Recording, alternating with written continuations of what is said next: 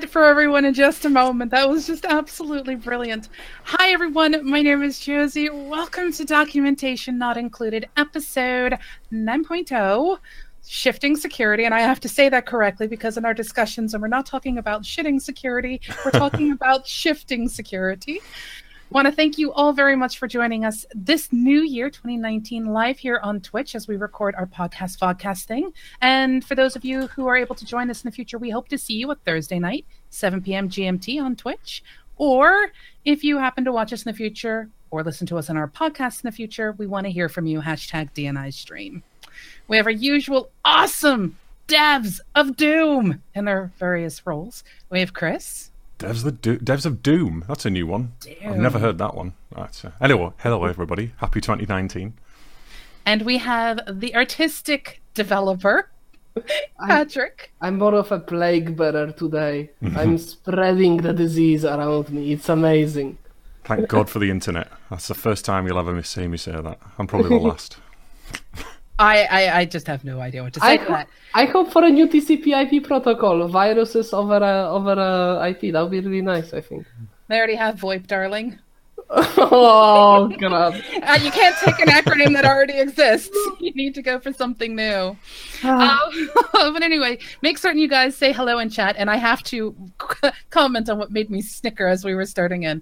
Usually, as we prep for our shows, we have this tiny little countdown thing where Chris gives me this little hand signal so I can make commentary and start talking right as our show starts. However, he has one-upped himself, as is expected. If you ever hire Chris, the guy is a god.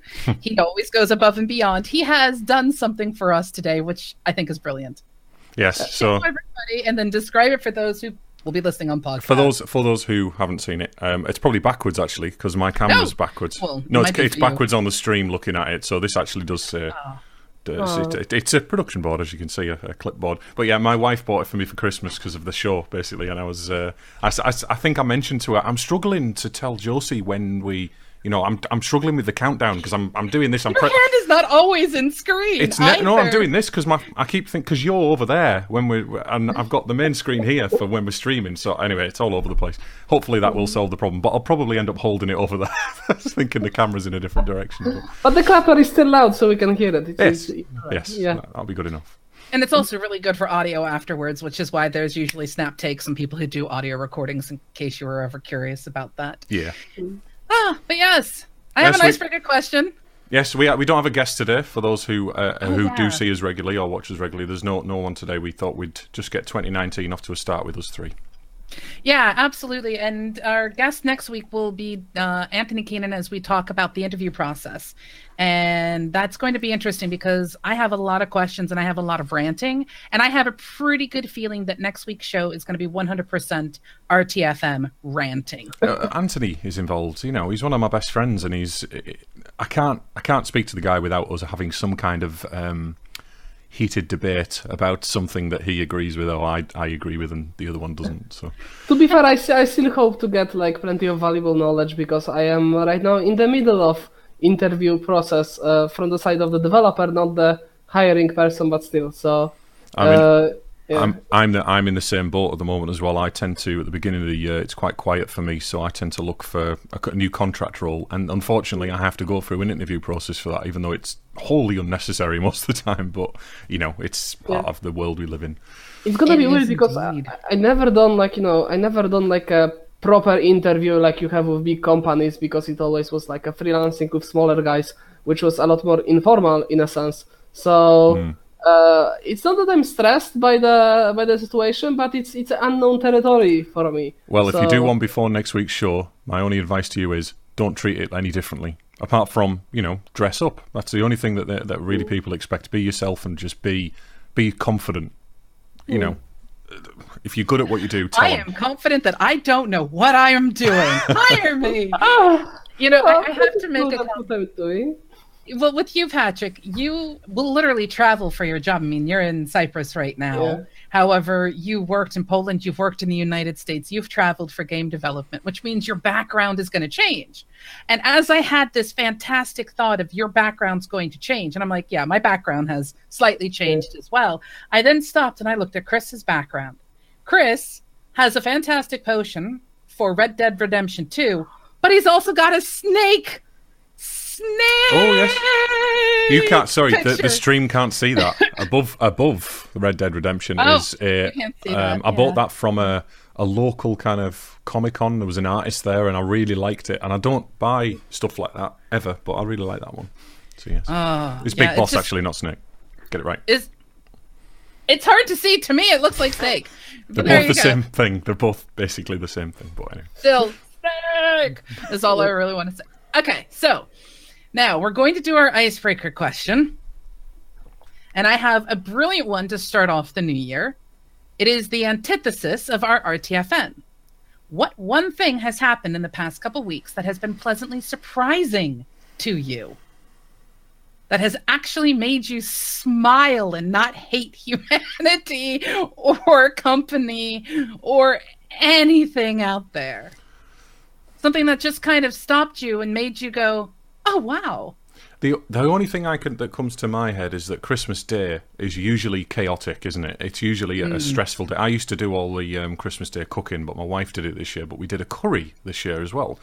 Very different from a traditional English Christmas, which is turkey or we used to have beef or chicken, but like a Sunday lunch, and it went really, really well. I got very drunk on Christmas Day. The day after wasn't very good. I don't drink. No matter how much I drink, I never experience a hangover. I don't know what they feel like. We should study it for science. Yeah, I have gotten so wasted. I'm pretty certain that my blood alcohol level was like way nasty, but I have never suffered a hangover in my life. I didn't used to when I drank more, but I don't drink at all these days. And I was having gins by this amount, half a pint of gin and tonic. That's nothing. Well, I didn't say I'm a big drinker. I just said I don't drink. That's quite a lot for someone who doesn't drink. No, it's not. It's a modest amount. Come on, stop making excuses. Not six of them. Not 6 of them in a row. That's nearly 3 pints of... It's nearly 2 litres. What you're learning is that developers are alcoholics. I thought it was only one. I'm like, why are you so adamant about defending that? I did use the plural, but it's easy to miss. So. Yeah, guys. So for you, was the fact that your holiday was actually a really good one? And I have, as much as I've been down, we've all been saying it's a difficult time. Well, I've been saying it's been a difficult time of year generally. There's been other things going on with other people in the group, but I've just had a normal kind of Christmas, but it's just so down this time. This beginning of the year is such a horrible weather in England, and it's just nice. I've enjoyed the time, and Christmas Day specifically was better than I ever expected it, because the last 3 years I've had proper stressy Christmases, so it's been good for me. Gotcha. And what about you, Patrick? For me, I think it was just like the entire year. There isn't anything specific, but the year was really good for me. 2018 was easily one of the best years in recent memory. So, yeah, and it set up me for a great trajectory, both with career and everything, and just general award for accomplishment, I'd say, for the entire year of 2018. Round of applause, everyone. It was a very good job. It's difficult to pin down anything in the last 2 weeks, to be fair. I've only just come out of my chocolate coma yesterday. So Wow. Okay, well for me it's something documentation not included related. Okay. Oh. So before we went off on holiday, our last shows, one of them featured Hamid from the Axosoft community. And, we were digging into all of these fantastic topics. They wrote about us on their website. Yes, and my brain just kind of went, Kapoosh. I thought it was brilliant. I saw them they were sharing on LinkedIn and Twitter. They tagged us all, so I had a look at the article, and they've also been doing a bit more sharing as well. It's nice that. It's just nice that they value that. We're such a small podcast, and it's nice that he values that. And it pleasantly surprised me. I think the most awesome part of it for me was the fact that they saved the ultimate question for the last. Going into space or going into the ocean? Oh no, it was the aliens. That's what it was. Aliens. Would you go with aliens if they came by and said, hey, come pick us? They brought an icebreaker question as the most important question in my podcast. But it was pleasantly surprising, and it made me smile. And I was just like, sometimes just someone giving that little bit of feedback of, hey, you're awesome, or I watched that. We've actually had quite a few people reaching out to us on Twitter now to say, hey, I watched some of your shows. I didn't know about this, but this is awesome. And I'm like, that's so nice. So nice. Like, let me know when that happens, because like this I try to cultivate positive feedback as much as I can, because people are very we have negativity focus. So every little bit fans. So whenever you find something like that, let me know. I don't have access to our Twitter. I don't know what they tweet at us. I find constructive is more important than positive necessarily. I don't. Well, it's nice to have all of the things, but still to have someone sort of see what we did as worthy of being posted on a company's website, shared with the world. Yeah. It's kind of nice. It's much appreciated, and thank you very much. It's it made me smile. Yes. Yeah, it's such a great thing. And now I realize that I'm bad at social media because I haven't figured out that thing. Now it's gonna be eating at me. So let's go on to the topics, shall we? Or wait, Josie, you're you said I blame the flu. I'm so sorry. You're going to France? No, I blame the flu. I got never mind. You blame the flu. His head isn't in the right space today, I think. Yeah, exactly. I literally heard him say, "I'm going to France." I might have said that I could have a stroke. I'm not limiting that possibility, but I think what dude, yesterday, sorry, sidetrack. Yesterday I had such a high fever. I was talking with someone. I had to genuinely ask, hey, I'm like, what am I saying right now? Does it make sense? Because I can see the words, but I just don't. I hope it connects into a coherent form of sentence, but I'm not sure. So it was pretty bad. Podcasting! Poor Patrick. Security! Let's talk about security of PCs and not human bodies. Well, first off, I have to say this because I promised one of our watchers, one of our listeners, that I would. You guys ready for this? Hashtag hack the planet. Is that a movement? It's from the Hackers movie back in the 80s, God. I think it was. Hack the planet! Did they have hashtags back then? No, they did not have Yeah, exactly. back then. But there you go. As recall, hashtag hack the planet. Oh, God. Okay, so yes, come on, let's move on to the topic. We've done enough rambling. Yes. Leave it to Chris to keep us on track as we go into the new year. So I'm going to ask you guys, have you ever experienced a compromise? I'm a developer. That's a silly question. No. Let me ask you in this context. In a company where you have created something, have you ever been the one who has been told your code has been compromised? Or your specific system has been compromised? Or something that the company that you are working for has been compromised? Have you ever actually been on the business end of being in a compromise? No, but I have been asked by a client to redo some security stuff. There wasn't any issues necessarily, it's just that they wanted it more secure than it already was. For me, yes, but not because of the code I wrote or anything. It was simply mishandling of live streaming and what I had on screen. What did you have on screen that you shouldn't have had on screen? Link to our repo, which wasn't access protected. Okay, that right there there's just a whole hurts raft me. of issues with that sentence. That's just, Yeah. hurts me. Okay. Yes. Security through obscurity. Yeah. Well, in this particular case, I'm going to be really curious about Chris's because he freelances and I do the freelancing. So we do things ever so slightly and differently than, say, someone who works at a company, but we're still sort of recipients of this. But when you come in to do work, or you are brought into a company to do work, whether you're hired as an employee like Patrick gets or us who are the freelancers, how do you gain access to all of the tools that you need in order to perform your job? Are you asking me? Yeah, is that part of your onboarding process? Yes and no. It really does depend. If I'm working for a particularly security conscious client, such as the finance sector, anybody in the finance sector is I mean, it's more bureaucracy than it is security. I mean, I've had things like ridiculous password requirements in a business where it didn't make a jot of difference to their security. They could have left the passwords less secure or less constrained, let's say, and it would have been just the same as it was. But there's a few things when I think about onboarding. A lot of the time I take my own laptop. A lot of the time I work at home. Most of the time I work at home on my own things and connect to networks via VPNs. Whenever I do use somebody else's hardware, it's so long since I have. I think I was an employee last time I used someone's hardware, in fact, other than a thin client to connect to a VM. Okay. So, yeah. What about you, Patrick? I mean,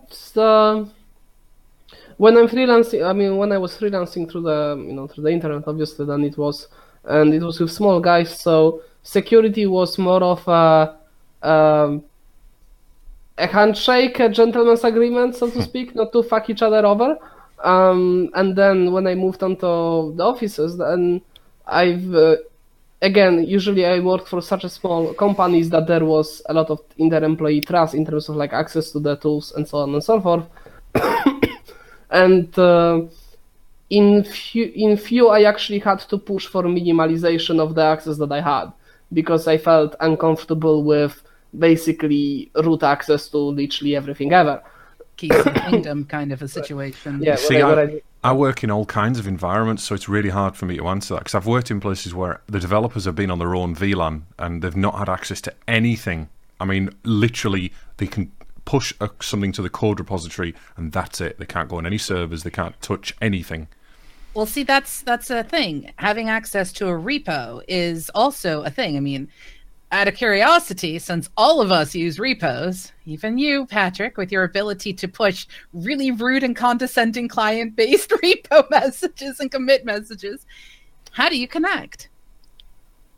Well, I use SSH. How do you gain access? SSH? I exclusively use SSH. So you use SSH keys? Unless it's a public repo. Sometimes if I'm on a computer that's not my own and I don't have an SSH key set up, or it's public, as I said, and I just use HTTPS, but normally SSH. Okay. I asked that question because it's fascinating to me, some of the people that I know who don't even know what SSH keys are, etc. But I wanted to know what your basic experience was going into an onboarding process. Because the reality is, Patrick asked me a question before we even began the stream, and I want to take this as an opportunity to answer his question. His big question is all about password management. And one of the things that I wish was more true was that passwords weren't in use at all.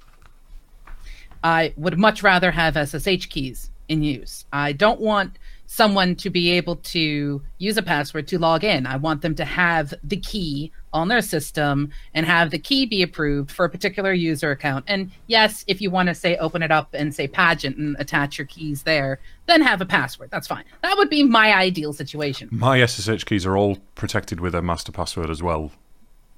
Yes. As well as being... But you can't always have that. You don't always get that. So even in our daily, day-to-day life, I know one password. Off by heart, I've got two that I'm phasing them out. But I know one password. And the only reason why I know it is because it is in a safe location to let me access my master password list. Mine's in my head. Nobody, even my wife, hasn't even heard it or seen me write it down anywhere. Yeah. But Patrick wanted to know, how should I take care of my passwords? How should I handle all of those things? Yeah, because essentially I have 5 with permutations, and it's usually a hassle to log into a service that I haven't used in ages. I basically always end up resetting the password.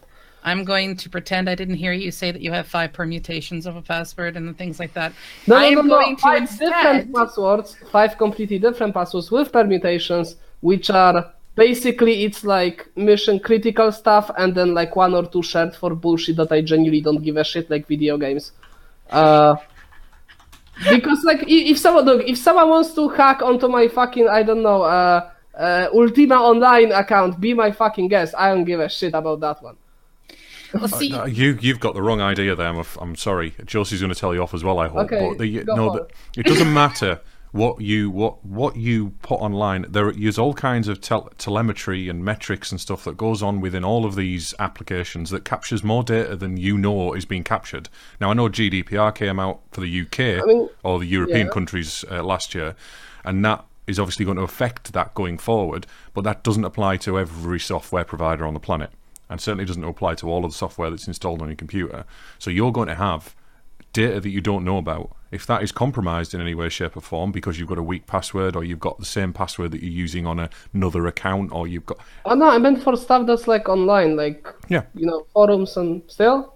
Everything like that. Everything captures data that you don't know about. Even if it's just things like IP address, you can trace that and you can use that kind of data okay, so give me what would be the problematic situation when I say I have bunch of shit as a passwords for shit that genuinely doesn't matter, that has no way of fucking me over, which is basically if one of them is getting compromised, all of them are getting compromised. I still don't care. Okay. The biggest thing that tends to be neglected when security discussions about passwords come in, especially with the permutations, because I knew somebody who would take the website and do a permutation of the website with another set of sort of passphrases to be collected together for every website. And that's how they were able to figure out what their password was for a website. They had the same kind of opinion. Oh, it's just for this forum, I don't really care, or it's just for this service, it really has no bearing whatsoever. And then identity theft occurred. They were literally banned from places because somebody knew somebody on that particular forum platform and went, oh, they've been spamming, or oh, they've been sending dick pics, or oh, they've been trying to get my credit card information, oh, yada, yada, yada, yada, yada. Well, they could even do something illegal in a particular jurisdiction and you could get in trouble for it because it would be traced back to you, although there will be proof otherwise that it isn't you. Ethrical just said in chat, very related to what Josie just said, not just about data protection for games, hackers use accounts to be hateful and bully people. Exactly. It's a whole identity kind of concept. Now, the very first thing that I need to stress when it comes to talking about security, it's not a matter of when you get, or if you get compromised, it's when. I'm sorry, at this current moment in time, with all of the big businesses out there that have been compromised, you've been compromised at least once. If you've ever used Facebook, just shrug your shoulders and accept the fact that you've been compromised. If you've ever used Amazon, shrug your shoulders, you've been compromised. If you've ever done anything with a game forum or something in PHP-BB or anything like that. Exactly. Everything. You have been compromised. Accept it, move on. I had an email from an old game account the other day, actually, this week. Hang on, what are we on?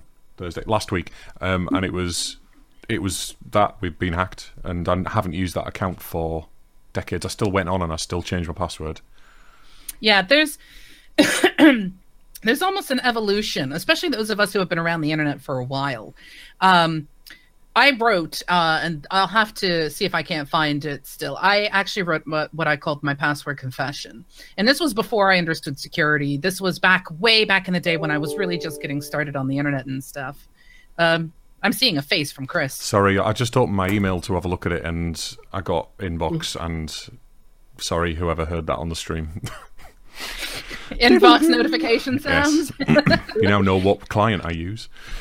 But yes, so I had a certain password that I used everywhere because I just was like, whatever. And then, of course, the Hackers movie comes out, and one of the passwords that I use was mentioned in the Hackers movie. And I'm like, oh no.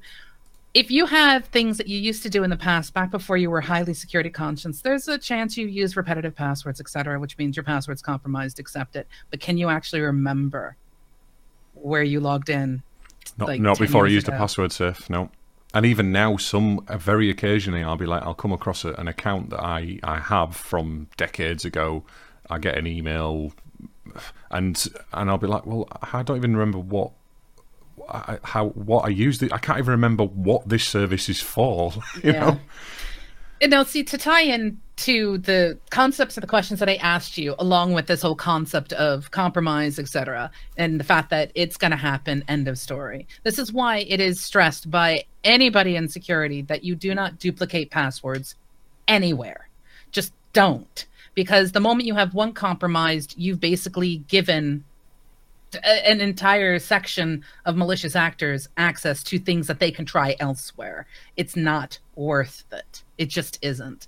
So the question then becomes, well, in a team scenario, in a business scenario where you have everybody having, especially in like the DevOps world or in the hardware world and things where you need people to be able to access servers in order to, say, restart Apache, or you're dealing with needing to have access to things like Remedy for ticket tracking, or, you know, anything else tool-wise.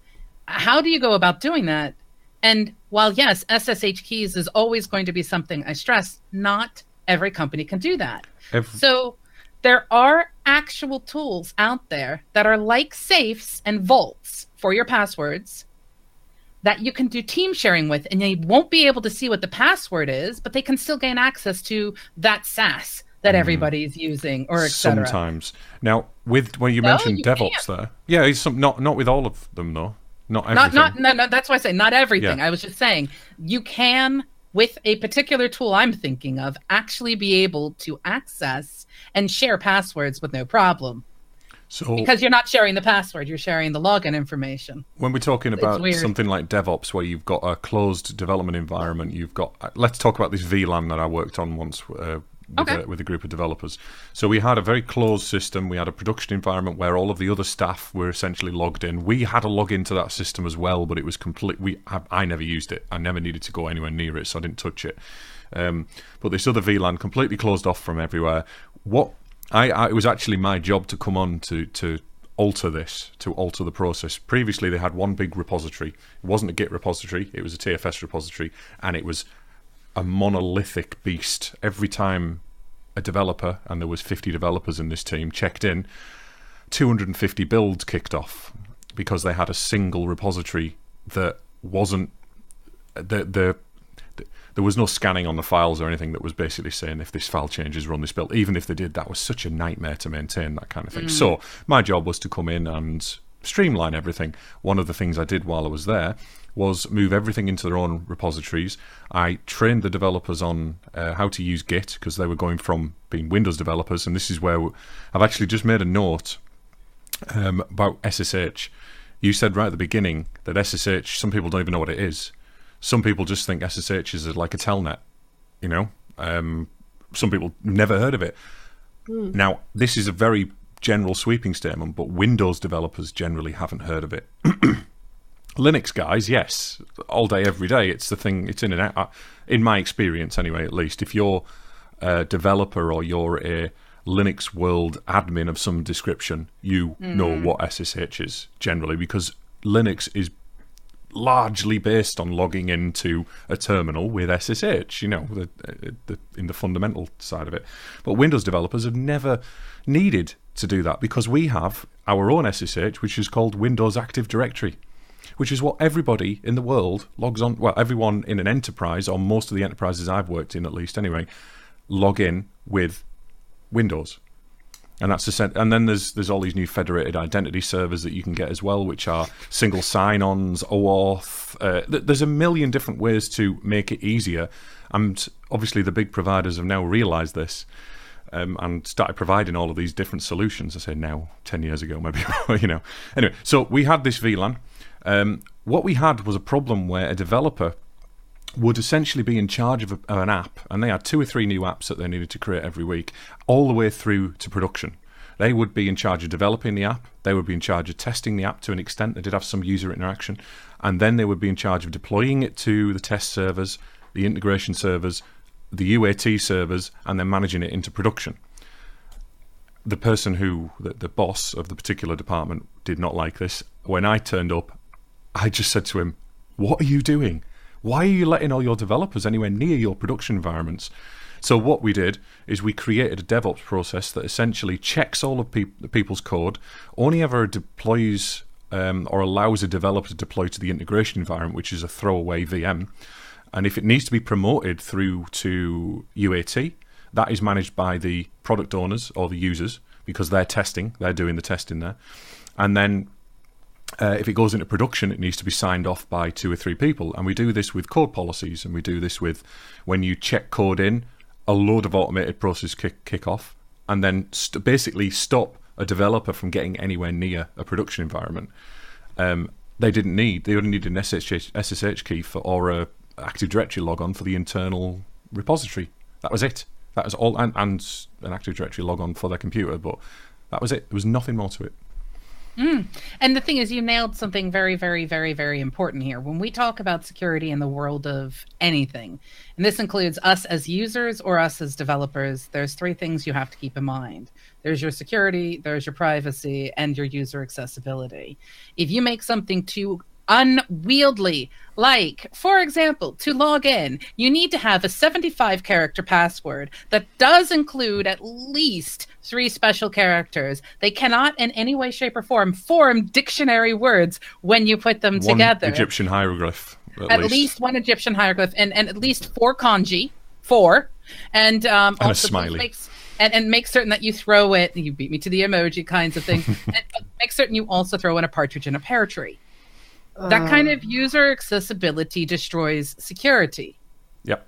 And this is what I was talking about with my original example, another client that I worked for many, many years ago. Oh, sorry, Faraday just brings up that video or that picture. No hacking characters. No hacking characters. Yeah. But that actually, again, relates directly on this. I was working with a business analyst. I think I probably used this anecdote on D&I before. I was working with a business analyst.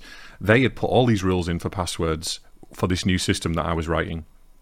And I just came up to her and said, why do they have to have a password between 12 and 20 characters? Why do they have to change it every 3 days? And why, honestly, and there was something else that was utterly out there, ridiculous, and he could not come up with any good solutions apart from, well, this is what I've heard is the best way to deal with passwords.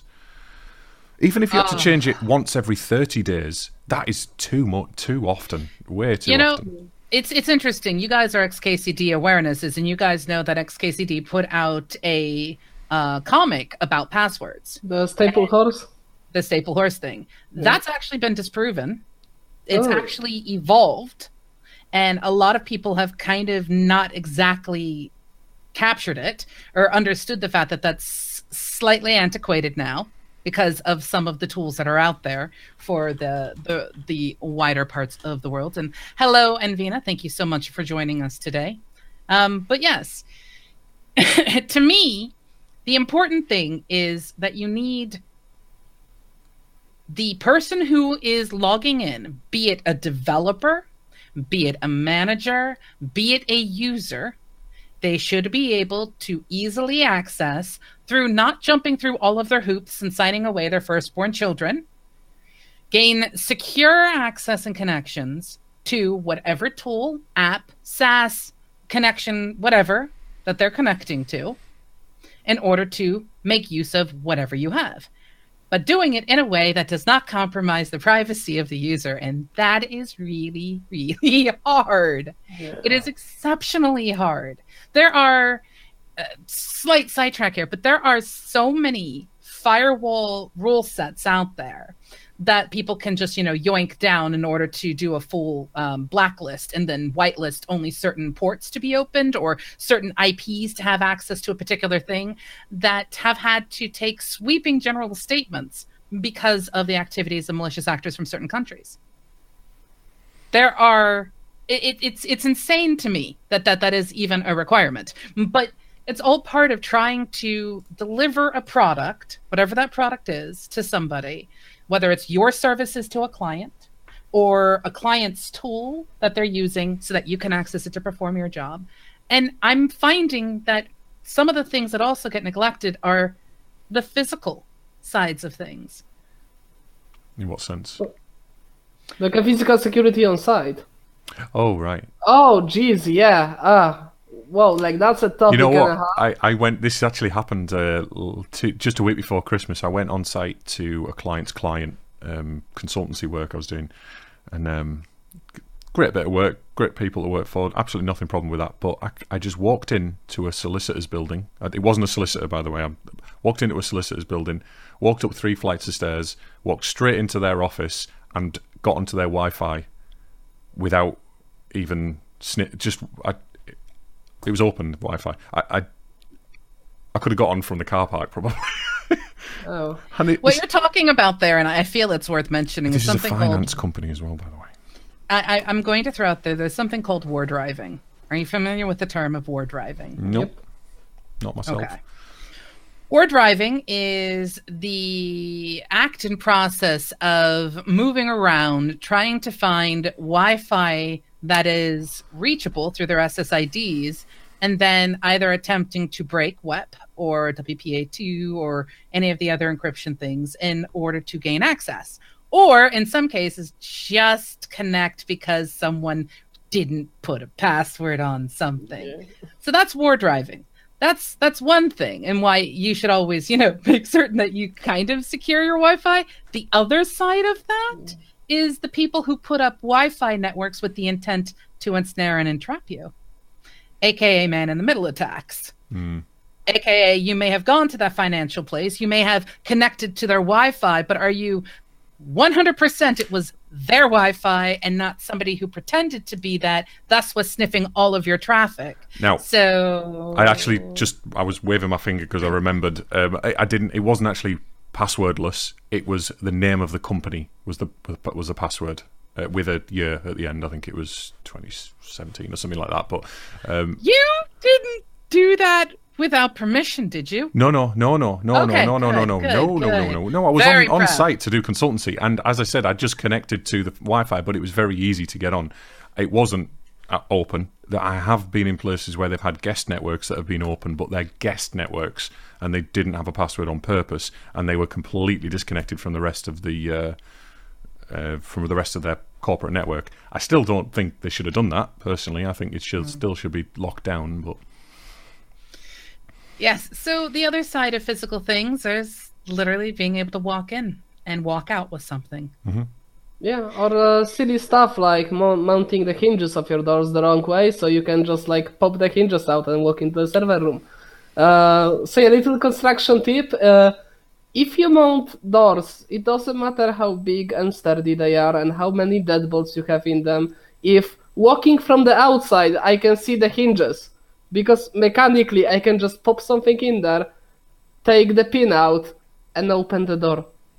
So, know how to mount your doors, people. A lot of people don't, apparently. You're not wrong, though. Either that, or the rooms that are selected by a company to store particular bits of pieces, hardware, or tools, or even their stationery and Post-it notes. Admit it, you've all stolen Post-it notes or pens from somebody. Nope. I make an absolute... That's one of my things when I go on site with clients. I have all my own stuff. I don't use anything, even tea bags. I'm that anal about it. Ooh, fancy. But still, my point is, pick the right room to store that stuff in. Okay. So you have your connecting to the applications and tools, aka just logins. It makes a difference what you're logging into. You have the hardware side of things, which is, the physical devices themselves, someone gaining access to your laptop, someone gaining access to your phone. Out of curiosity, do you guys have remote wipe available on your phone? Yep. I use Android and I use Lockout. It's installed. I can't remember what it's called, but I've got a online log on and I can log on and wipe everything.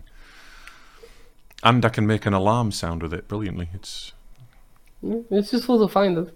I'm just checking, because devices themselves, if someone can gain access to your device, they obviously can gain access to a lot of things. Oh, your entire life nowadays. I mean, you have people with, their...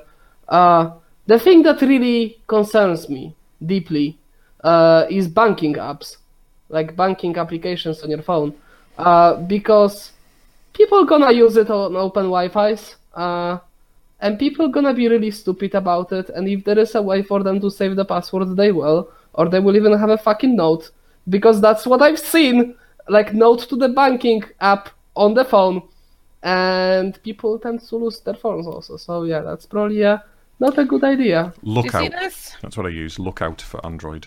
That's what I use as well. Do you see what this is? Mm-hmm. Is that an RSA key of some sort? This is a 2-factor key for my bank. I had one of them. You want to log in on my phone, and let's say you gain access to my phone, you chop off my finger and you use my finger to access the phone. Reminder, don't fingerprint your phones, because by law, they can actually get that from you. Instead, use either symbols for the phone thingies or actually hand type in with your keyboard a password. But if someone, say, steals my finger and somehow gains access to my phone because they prove to people that what I am is what I am, they cannot access my bank account because they are missing a very important thing, which is my two-factor authentication. And the other thing that they're missing is the key that's required to get into my two-factor authentication as well. A lot of the banks don't provide it, though. I mean, I don't know what they... I know they don't. Do you remember when you RTFM'd about the password for the bank? Yeah. And you were just naming and shaming and dropping the hell out of that thing? Yeah. See, unfortunately, a lot of banks don't quite understand that. But again, this goes back to the challenge. How do you make certain that as a developer, and this is literally a foundational talk, this is us not trying to dig deep on purpose, because that's for other episodes. This is our first security type episode. But how do you make certain that you build an app that is easily user accessible, yet still secure and can do things privately? And that includes keeping track of what information someone collects in their application, because that's actually part of security as well. I was making a note then. Sorry, what was the question? It's not a question, it's a statement. It's sort of a you don't need to repeat it. Metaphoric statement. I mean, if you want it's a metaphoric question. I mean, that's the end of it. When you build an application, you want it to be secure. Yep. Right? You want there to be secure logins, because then you're at least adding user protection. You want the data that you collect from the people who log in to be done, stored, or collected with purpose and intent, GDPR people, and you want that kind of information to be secure. So you have a privacy concern, you have a security concern, but you want to make it as easy as possible, because if it's too complicated, people will throw their hands up and either use insanely easy to crack passwords like Spaceballs 1, 2, 3, 4. Have you never seen Spaceballs, Chris? I have, yeah. I watched okay. it. I've got it downstairs. I watched it once and I didn't find it that funny. I'll be honest with you. It wasn't much for me. That's okay. I might watch it again though, because I have, I've grown up a bit since I watched it. Right. But the thing is, it's trying to find a way to make those three things work together in a way that then adds that one final thing that turns it into a pyramid resource. Yep. Yes. Because let's be frank, in actually quite a lot of modern economies, not in European Union, but States, China, I'm not sure about Japan, privacy is not really a consideration. So if you have a major data leak, you just say sorry and you continue business. There are no repercussions from it. So, I mean, I know it's a horrible thing to say, but cynical attitude prevailing.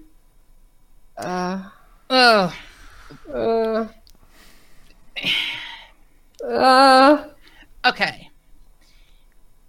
When people allow companies to get away with the hacking or the data dropping or what have you, like, compromise is going to happen. Accept it.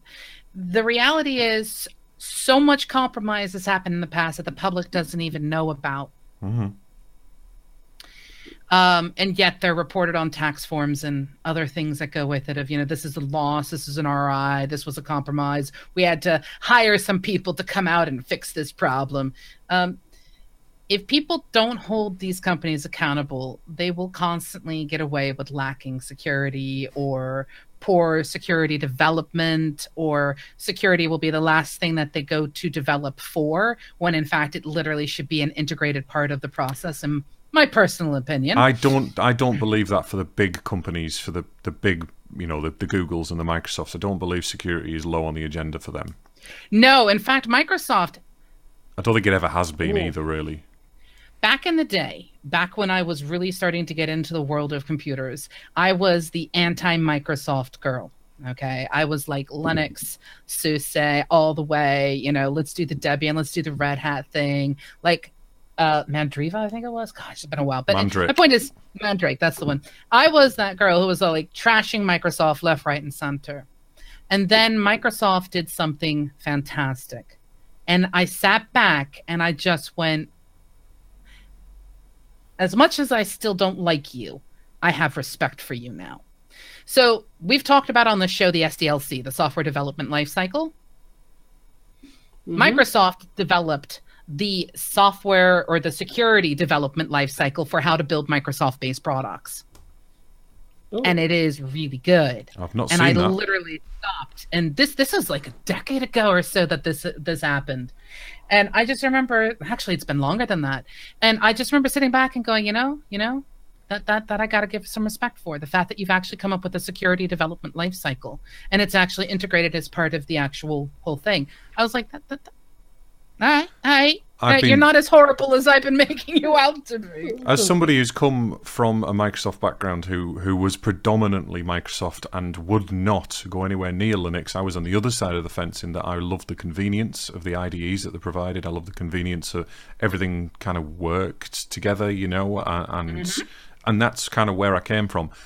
The most recent years, I installed, you love this, I've installed Ubuntu as a dev VM that I'm going to be working with from now on for .NET Core stuff, because I really want to offload things from my main desktop into a VM.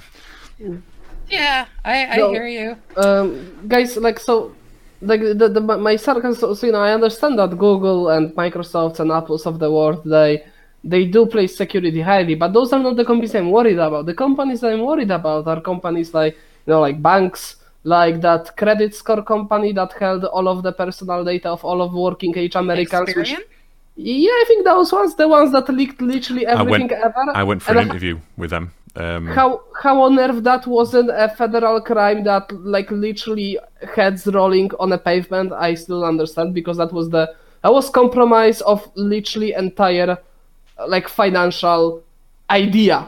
Like it's not a single bank, it's like the foundations of our economy, and they just basically came and shut all over them, and then the shit was so corrosive that the entire pillar just sort of crumbled down, and everyone was like, yeah, that didn't happen. So am I like overstating things? Am I thinking crazy? No, you're expressing something that has been growing for years. Welcome to what is known as apathy. If you are constantly thrown in your face a bit of information, it makes no difference whether it's please donate to help, or all of this horrible news is going on, or you are constantly being inundated by an object or a thought or a philosophy. Over time, you develop apathy to it. You also will develop this sort of, so it happened again. Well, that's apathy, isn't it? Which that's basically what it is. It's the mess syndrome as well. And that kind of thing is a problem. It is a massive problem. We have so much reliance on technology in our particular world. Not everywhere in the world is heavily technologically reliant, but we have such a big one that there are certain parts of the tech world where it is 100% apathy. And so help me, I hate that security has become one of them for a vast quantity of people. Do you know why?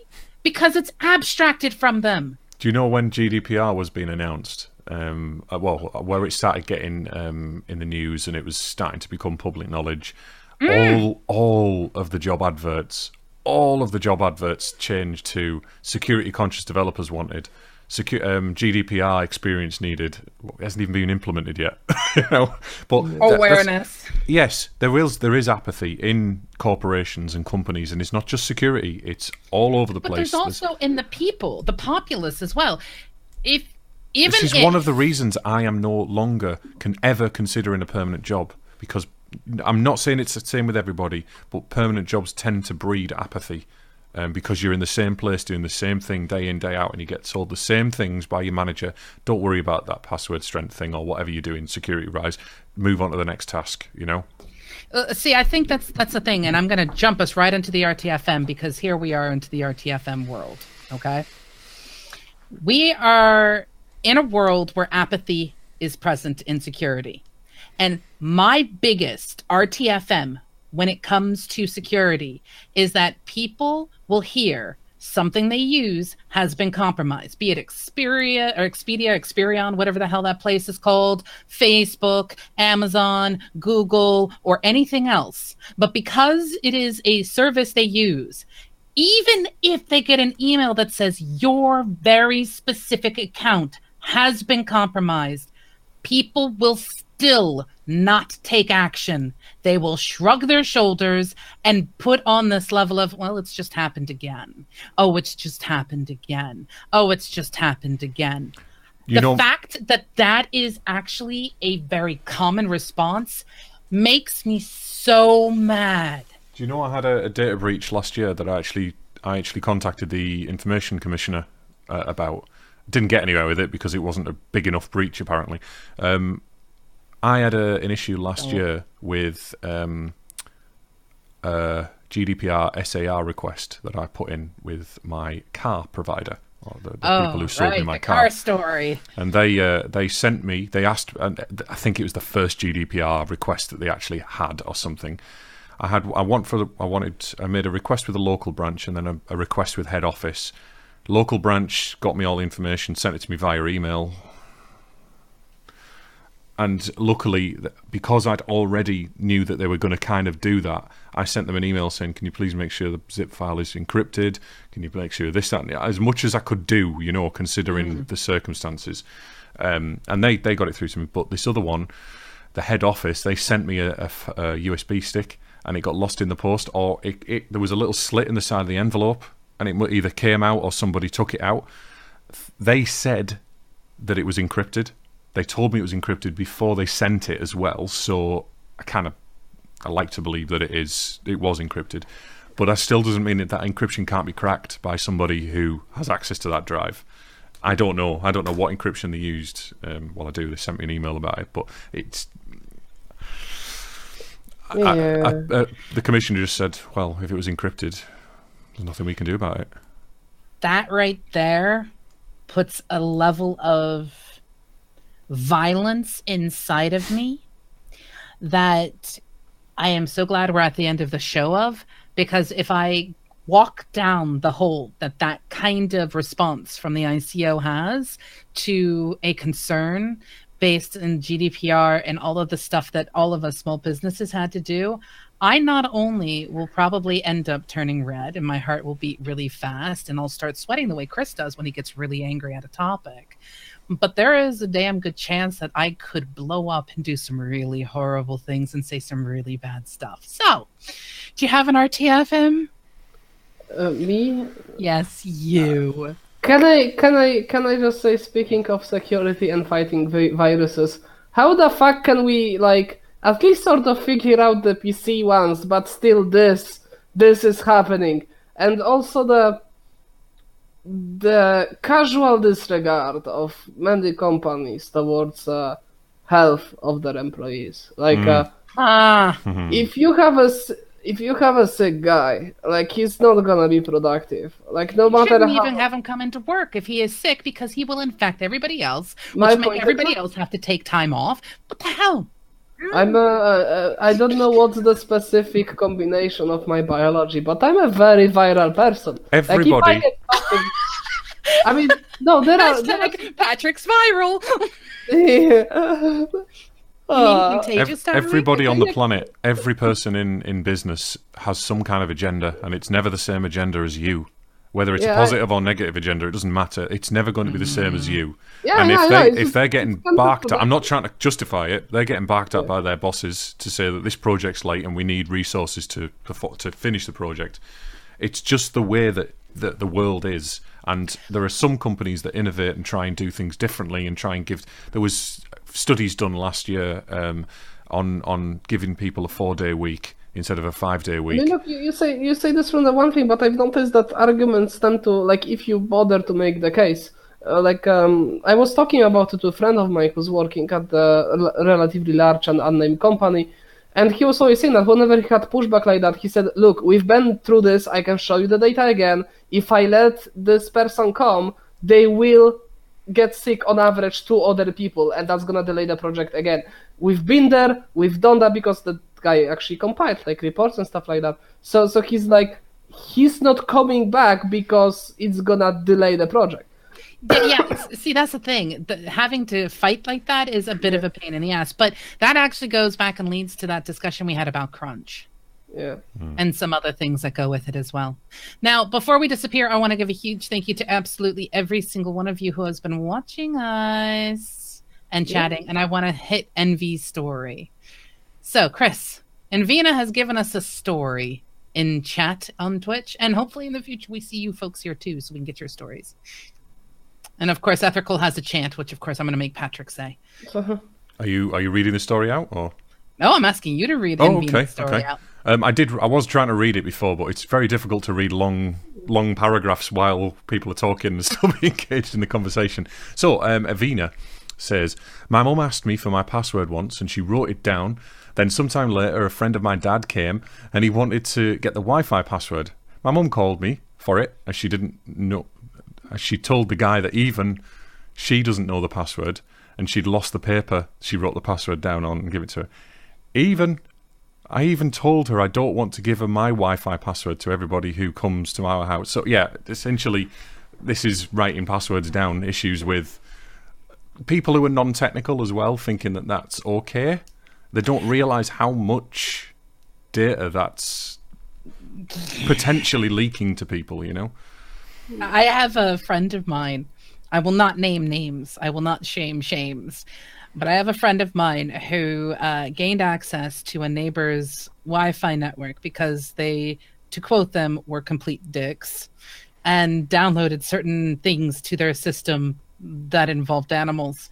And they weren't friendly with the intent to fill up their hard drive with this stuff. Or you could say they were very friendly. You could. But my point is, you don't want to be giving out stuff. But that concept of writing things down, there is another friend of mine who, every time I speak with him, cracks me up. Because I'll be like, so how you doing? He goes, yeah, my security thing. And then he will pick up a book that he keeps on his desk. And it is his book of passwords. And he's like, no one can take it from me online because I have it written down. I'm like, well, someone could gain access to it when they walk in your house. And he's like, yeah, they'd have to get past me and all of my AK-47s. No, he's not like that. I'm not saying that's not bad. Yeah, my fighting dogs. There is something to be said for having a password book when it's a dedicated thing that you are willing to protect. In the end, everything you do security-wise is based on making an acceptance of risk. But, you know, yeah. And there you go, Patrick. There are 2 things that Ethercall has said that are perfect for you because they are 100% troll. Where was the first one? Because I've seen the newest one. The chant. The chant? Mm-hmm. This is an Ethercall chant. Please don't make me say that. My throat isn't for chanting today. Plus, I don't agree with it. I'm quite a fan of Microsoft. I won't be saying things that I don't believe in. Microsoft basically... they're the reason that I have money and I have a house, and because of their products. I'm sure I would have found other products to do the same. That's the thing. That's the thing. This is me just picking on Ethercall more so than anything else. Yeah. Because as developers, as anyone in the IT industry, at least I'd like to think the 3 of us, I mean, I'm sure there's others out there who think like us, we understand that every bit of technology has its purpose and its place. Be it Linux, be it Mac, be it Microsoft. Also, there is a very good adage, a very good saying from game development. Whenever you see something that's just horrible, horribly designed, horribly implemented, just pile of shit on pile of shit, ask yourself a question. Under which insane constraints was that poor soul that had to spawn this, for this to come to production? Mm-hmm. And that's At which point I actually have to say, you guys have mobile phones, right? What? That's a Diablo Immortal comment when they did the announcement of Diablo Immortal. Right. You guys have mobile phones, right? Funny thing is, I actually know someone who doesn't. I know a couple people who don't have mobile phones. No, I was Android, dude. I was Android development before I even had Android phone. So I had a dumb phone for like 2 years when I was doing Android dev. So there are people like that. And that was on purpose. I didn't want to move for mostly security. I mean, not security, but like privacy considerations. Okay, so Chris. Okay, so it has come to the end of our first show of 2019. As always, you can visit our website at dnistream.live. You can visit us on Twitter, GitHub, Facebook. Everything is DNI Show. Facebook. Oh, hell no! Oh, no, not Facebook. We have a Facebook? No, we don't. We don't have a Facebook. No. Jussie made a big point of not having a Facebook page. Plus, I mean, it's not going to do much. No one uses Facebook anyway, do they? Surely. Yes, we're also on LinkedIn, and most of all, GitHub. If any of you want to see some code, get involved in it, because it's. I'm struggling at the moment to get motivation this year so far, but I am going to get back onto it, and I'm going to be finishing off like the show list on our website, and I'm going to be putting some tests, unit tests, and various back-end and front-end tests on there. Just kind of as an example more than anything else, so I can direct people there to say this is how you put an Angular website together. Simple one, but it works. So yeah, if you have any ideas for guests or any topics or anything like that, we're always willing to talk about things. Most of the time, we have something to say. We're not experts, but we try our hardest. Yeah, sometimes what we say is very dumb, like me today, but hey, not all of us are perfect, except Chris, obviously. And those few people who are contacting us on Twitter, because I don't know if you guys knew, but if you contact us on Twitter, you are a perfect human being. So find us at DNI Stream on Twitter. Which is our main outlet. I think we've lost Josie. I'm sorry. Oh, Patrick, I love you so much. I do. I can get no speeches for everything. Yes. But again, thank you so much. It looks like Dan, my husband, literally just got home. It was an all call on deck kind of work thing. He's home really late. But a thank you to all of you for watching. Hanses and Vina, Farida for giving us comments. Ethercall, you troll you. We love you bits and pieces. Thank you so much. Hopefully we'll see all of you guys next week, 7 p.m. GMT, when Anthony Keenan will be here to discuss the interview process. I am going to talk about brain rape. I have been dying for this episode since we actually started this show, so I'm really, really, really excited about this. And it's a absolute huge fond farewell from Chris. Goodbye. It is a slightly sick and ever so slightly viral Patrick. Goodbye. This will get you too. Don't worry. It's already had me. And I am Josie, and we're documentation not included. And we love you. See you next week. Bye-bye. Bye-bye. Bye.